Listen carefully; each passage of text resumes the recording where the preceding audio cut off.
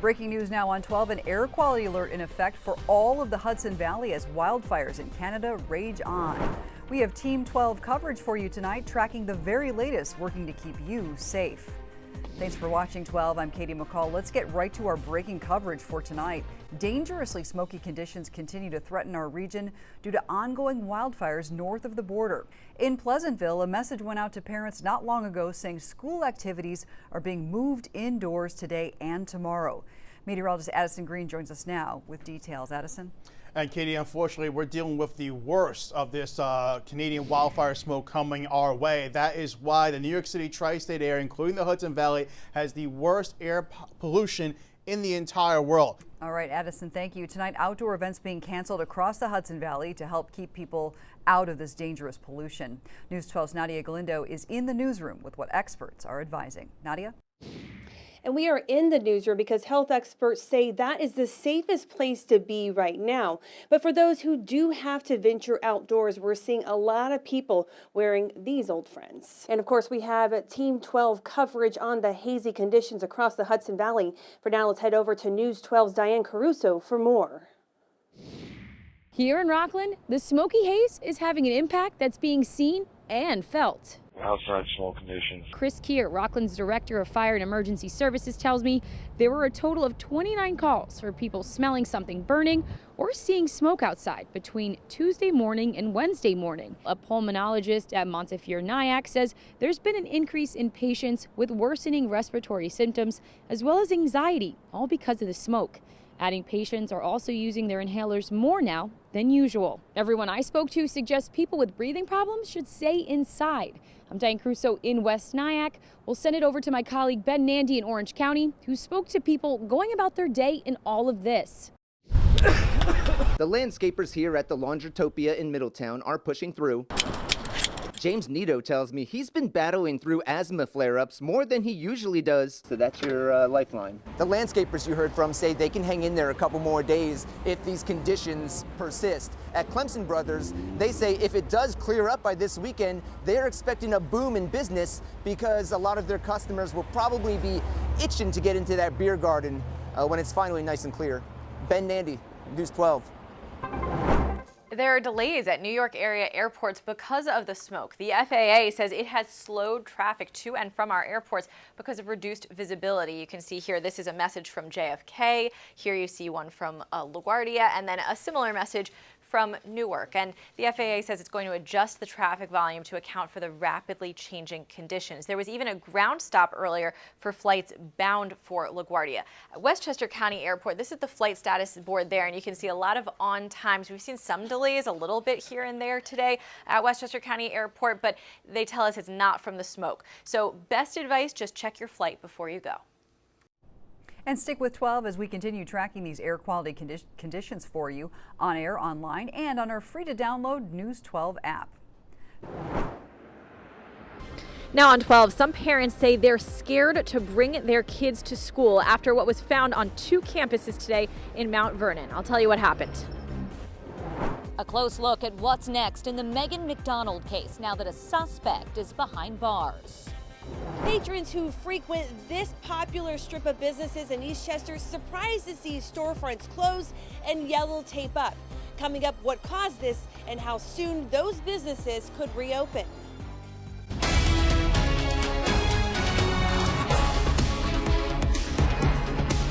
Thanks for joining us on this busy Friday night. I'm Nikita Ramos, but we begin with shocking breaking developments tonight out of Mount Vernon, where 2 weapons were found today inside area schools in the city. First, a knife was found from Mount Vernon High School, where a student was taken into custody. Then a handgun turned up at a local grade school. News 12's Veronica Jean Seltzer is outside Lincoln School tonight, where a second arrest has been made. And Veronica, we know that this must be so stressful and tense for a lot of parents, especially picking their kids up today.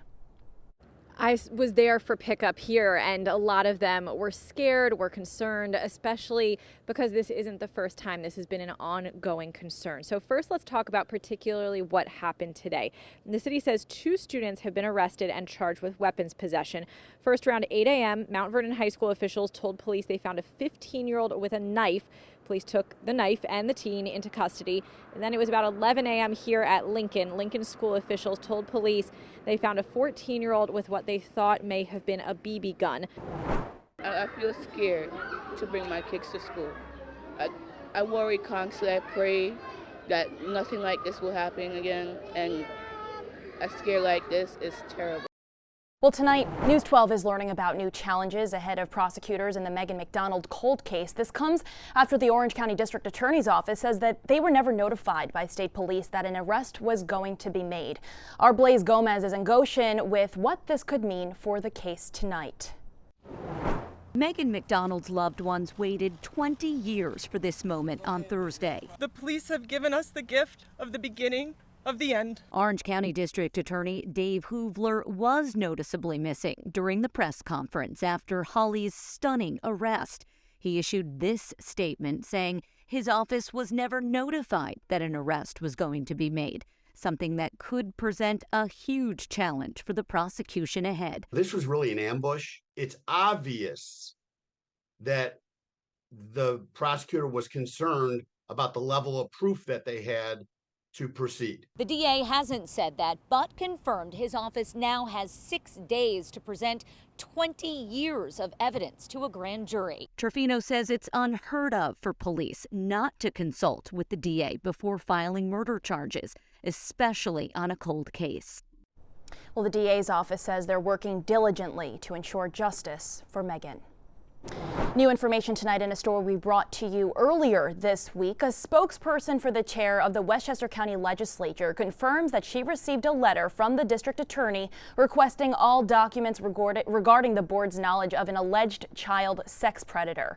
Catherine Borgia says she fired the aide, Anand Singh, after she became aware of the video where he allegedly tried to solicit a minor. The DA's office says they started investigating after learning about the allegation last Friday. Well, just days after a garage collapse in Lower Manhattan killed one person, structural concerns at an Eastchester building leads to the closure of 6 businesses. And News 12's Nadia Galindo is here to explain what prompted those concerns and how soon those businesses could reopen. Town Supervisor Anthony Colavita, when there's an incremental movement over years, tells us that's a problem. The issue was discovered a few days ago by the fire department while investigating a gas smell. They noticed that structurally the building was not supported. The first floor was not supported by the joists that were in the lower level. He says the town took swift action, especially in light of the Lower Manhattan garage that collapsed Tuesday, killing one. We've seen how devastating a collapse can be, and this building was in that category. Crews were seen Friday morning installing temporary structural support that will allow the businesses to soon open. I'm going to miss a lot of people. It couldn't happen soon enough for business owners like Santiago Ruiz, who owns Eastchester Laundry. In fact, the business is no business at all. He's been handing out people's clean laundry from the back of his car. He's worried about his business, but also thinking about the dangers beneath his floors. I think that, it's better to prevent this than something lament. All right, let's talk about your hyperlocal forecast now. We made it to Friday. Addison, how is the weekend looking? Well, Nikita, we're going to be seeing, of course, we're all excited for the weekend. Yeah. We're going to be seeing some showers come our way, unfortunately, though. But thankfully, it will not be making your weekend a washout. Overnight, we will be watching some cloud cover thicken on up. Temperatures holding steady for the most part. Maybe rising a few degrees from the upper 40s to the low 50s. And then look right there for your Saturday, a high of 67 degrees. And knock those temperatures down a little bit due to a breeze coming on in off the cooler waters of the Long Island Sound. Of course, you may be seeing Thunderbolt 12 hanging out in your neck of the woods. All right, Addison, thank you. Still to come here on 12, police in Middletown are on the hunt for a man they say robbed a gas station at gunpoint. Plus, a concerning spike in what's being called grandparent scams. And a day to celebrate history, culture, and faith. Eid al-Fitr celebrations happening tonight across the Hudson Valley. Stick around. You're watching News 12, where local matters.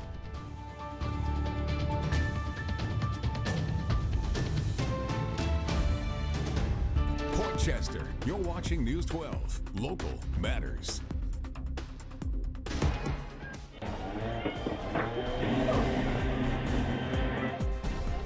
Breaking news right now on News 12. Exclusive video into our newsroom of a heroic rescue as a Portchester house goes up in flames.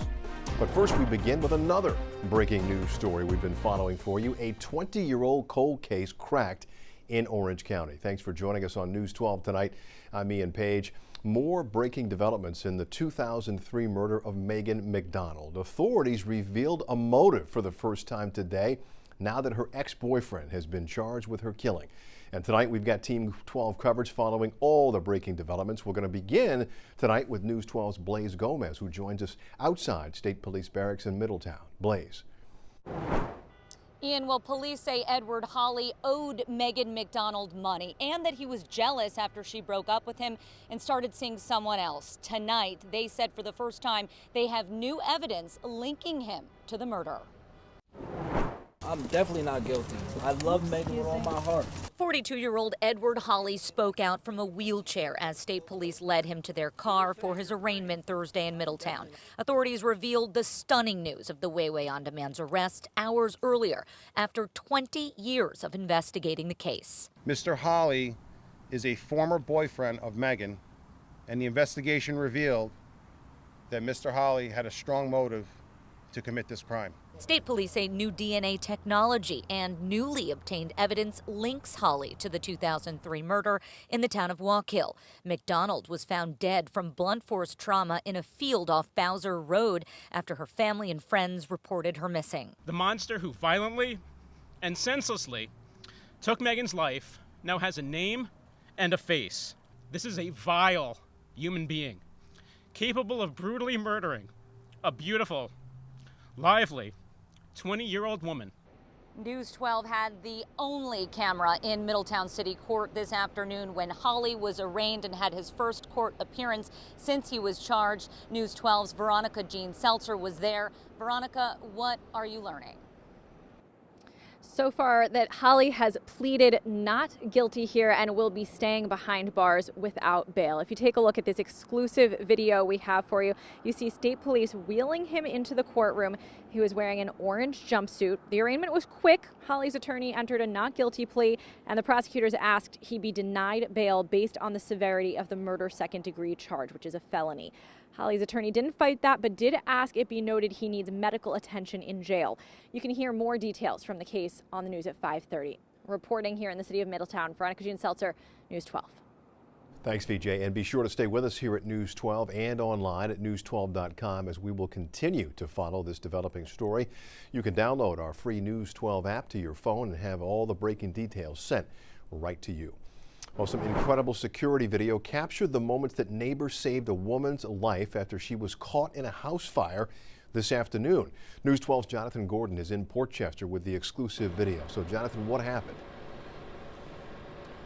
Ian, the video is intense, everything unfolding in just a matter of seconds, but neighbors here are seen running towards the home after they say they heard the woman inside screaming. This is the Ring video that shows the moment Portchester resident Mike Milazzo ran towards 261 Madison Avenue that was on fire. He and others successfully pulled the woman out. This is who officials believe it was the homeowner's mother. She was taken to the hospital with very minor injuries, is expected to be okay.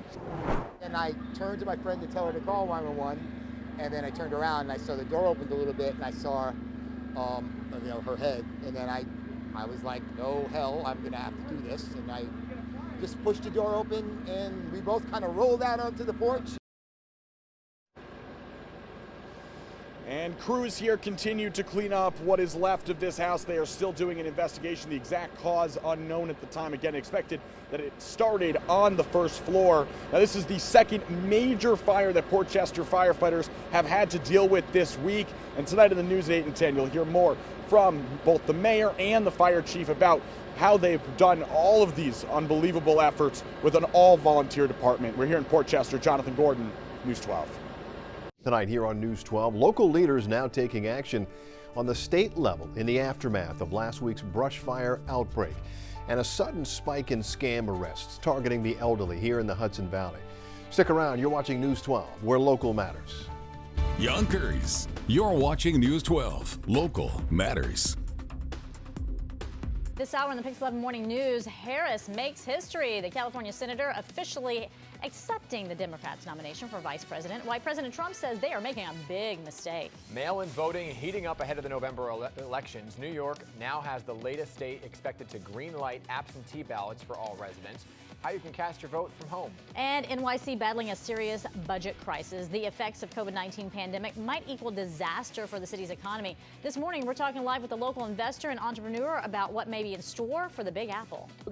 All right, so former Vice President Joe Biden has officially accepted the Democratic nomination for president. It was the finale for a convention very different from all those that we have seen before. Pix 11's Rebecca Solomon live now in the newsroom with a look at the highlights. Rebecca. All right, new for you this morning, a new lawsuit aiming to overturn the chokehold ban in New York City. The New York State Troopers Union now suing the city, saying the law prevents them from doing their jobs. It is the second lawsuit to challenge the ban, which makes it a misdemeanor for a cop to use any technique during an arrest that restricts a person's breathing. A coalition of 18 different unions representing officers in the NYPD, the MTA, and state police filed a similar lawsuit earlier this month. Restaurant owners here in the city are suing, demanding diners be let back inside. Today, they're turning up the heat and they're taking to the streets with yet another call to action. 8:24, and we are back with Governor Phil Murphy here with everything parents need to know about the back-to-school plan. So, Governor, thanks for sticking around here because this is such a big topic for families and such a big decision to make. So, Dan, let me step back if I can and say we're guided by several principles here. Most importantly, health and safety for everybody involved. Secondly, high-quality education. New Jersey is tops in the nation. We want to stay that way. And thirdly, equity.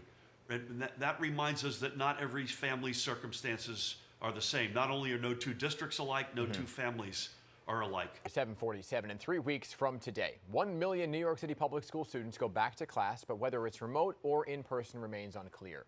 The teachers union released a list of demands that's putting them at odds now with the city. My name's Sinead Sydney Nichols. Sydney. All right. My name is Sinead Sydney Nichols. I am 23 years old, going to be 24 soon. I was born in Brooklyn. My family? My name's Sid, but my real name's Sinead Sydney Nichols. That's me. That's it.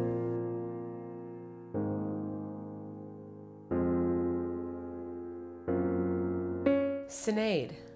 Sinead is Gaelic.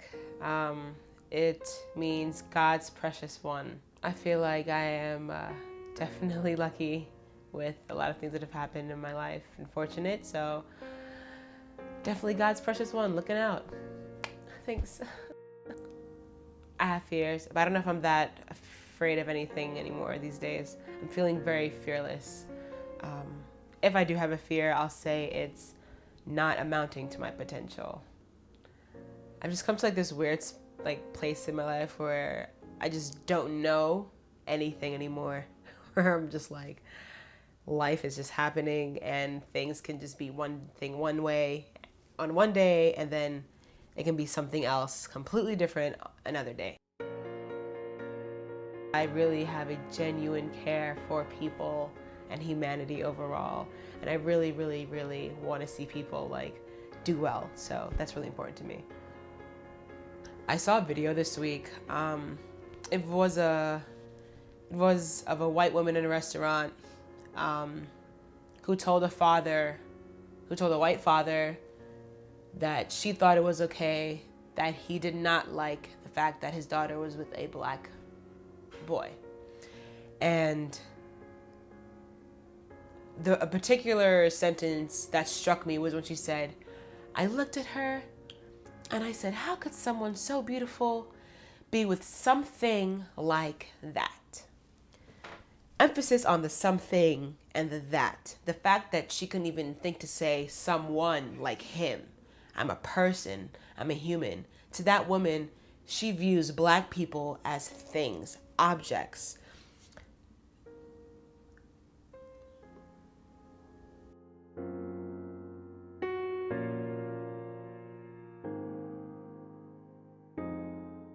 So it was the night of the Mike Brown, Darren Wilson verdict. Waiting to find out if this officer is going to be indicted or not. Went to Union Square, and I was just waiting in the square to hear the verdict. Of course, the verdict was late, so we were just waiting for a while. And 9 o'clock came, no verdict. It was like around 9:10 maybe, 9:15. People in the crowd started saying, "Oh, he's not indicted. He's not indicted." I'm like, where are the facts? I need news articles. I need to see like factual evidence. And finally, like the news articles started popping up. People are retweeting it. I'm seeing it on Facebook, and I'm just like, oh my gosh, this is awful, because here we are again. Justice is not served. And like, I just actually had to shed a few tears because it was just like heartbreaking. It just made me feel like shit. Here we are again. This is now another young man dead. This could be my brother next. This could be me next. This could be my boyfriend next. Like, shit. I was like, you know what? I was like, people have used social media to do everything. All the way in Egypt, the people were able to get tens of thousands of people out into the streets to stand up to a tyrannical government. Like, that's crazy. So I'm just like, why don't we do that here? Like, why can't we do that? So I'm just like, you know what? I'm not afraid of this anymore. Like, I'm tired of this. I'm gonna do it. And I just started making this Facebook event. I like looked for any photo that I could put on the cover photo. And I just had to start manually inviting my friends on Facebook, because the invite all option doesn't really work anymore like it used to. So now I have to manually click everybody. And I manually invited all my friends on Facebook, and I just kept asking like people, please share this. I shared this on my Tumblr, I shared this on Twitter, I shared this on Instagram, and all these things are like interconnected, so they all post simultaneously. So I'm just like, go, it's like webs everywhere. And it just like spread so far, so fast. The next day we had like 500 something RSVPs, and I'm like, oh, like, all right, cool. A few days later, we had like 3,000. And then a couple of days later, we had like 10,000. So I'm like, whoa, okay, this is really getting crazy. And this is just 3 days. So Millions March NYC is a sort of collective of like really multi-ethnic and diverse individuals who kind of came together to create this platform to help support the Black Lives Matter movement. I think we're in this really delicate place right now where the tension is like really starting to boil, and people want to really have the race conversation more. And I think we're really standing up to the monster that is white supremacy. You know, people don't want to talk about it because they're so afraid. They're just like, oh my God, don't say anything. But it's like, you have to open your mouth and say something about it. Otherwise it's going to continuously be like, it's going to be okay. People are going to be okay with it, and it's not okay. I think more people are just going to start saying something about it, and not, the coddling is going to happen no more. Like, it's over. I think there needs to be more empathy when considering these situations. You know, I don't want to post up articles about young Black children losing their lives and then see someone post an article on Facebook saying, you know, I know we're all about, you know, civil rights, but like, what about the dogs? They matter too. I don't want to see that, because again, there we are equating my life and my worth to a dog. I'm on the same level as a dog. Like, my life is kind of, it equals that much. And I think that I need to be considered a human. I think things like that need to change. That sort of mindset that we aren't human, because that's the most pivotal and most important part. My life matters because I'm a human being.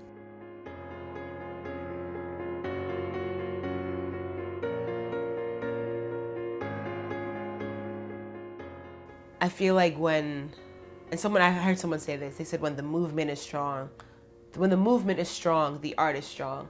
And I feel like there's so many people out here who have a platform for art, who can make like social movements happen, that it's stirring like emotions within people. And I feel like if we had more people out there just like really like speaking to people through their art form, whatever it is, whether it's music or art or dance or singing, to go out there and like get people motivated. make people feel like this is not just something that's happening to just some random kid in Idaho. It's happening to the kid in Idaho, in Wisconsin, in Washington, in Florida, in New York, in New Jersey, in Hawaii, California. It's happening everywhere. So, you know, I'm really hoping that I can say that this is one of the moments in time and in history where this really changed and set the precedent for a real post-racial America. I like it in the city where two worlds collide. Get the people and the government, everybody taking different sides. Shows them we ain't gonna stand shit. Shows them